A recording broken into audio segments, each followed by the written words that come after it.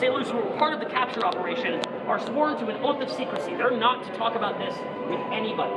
The only people who wind up knowing are the sailors who were captured, the people who were part of the capture operation, and the highest ranks of the U.S. Navy. Even other allied nations don't know that this boat was captured. Now, they might be able to figure out, based on the way that America is changing all of its positioning and behavior, that, oh, they must have learned something new. But they didn't know that it was specifically a capture of this boat. Now, they were so secretive because they got a lot of really good stuff out of this boat, especially the code machine, which is something that they would use, that Germans would use to encode and decode what they were saying back and forth to each other. So when Americans had that, access to that technology and a bunch of code books was really bad for Germany. And if Germany found out, they would do everything they could to change those codes and make this capture as useless as possible. There was also the torpedoes they found aboard the boat. You can learn more about those deeper in the exhibit. But ultimately, this boat's capture was so useful, it's credited with shortening the Atlantic theater, that's all of the battles in the Atlantic Ocean, and ultimately World War II. And in that way, it saved so many lives. Now, eventually, the war ends and they have to decide what to do with the boat.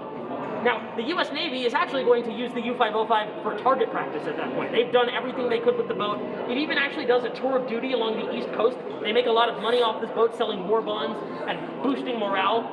But ultimately, they're done with the boat, and they're literally going to use it for target practice. They're probably going to blow it up.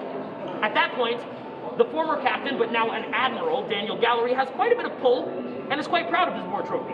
So he asks, more or less, if he can have it. And the U.S. Navy says, if you can find a venue and the money, sure, you can have it. So he works with the Museum of Science and Industry and the city of Chicago. He's a Chicago native again, and has this boat dedicated as a war memorial.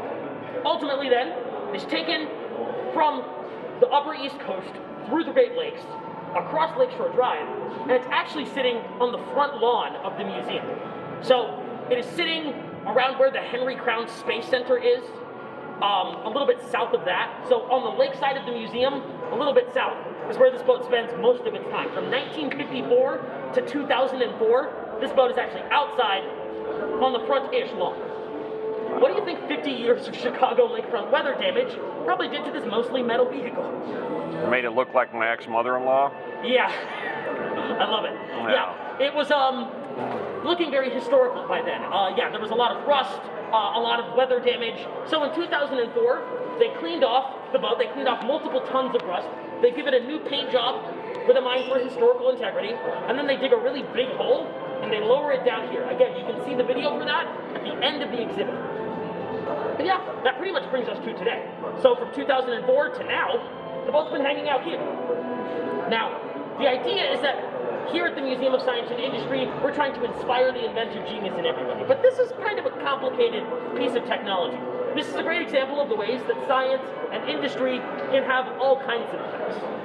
They can be used to do a lot of good, and they can also be used to inflict a lot of harm. So thinking carefully about how we use our technology and how we use our minds is really, really important. Hopefully, you guys here at the museum were inspired by this tour or something else in the exhibit or something else in the museum today.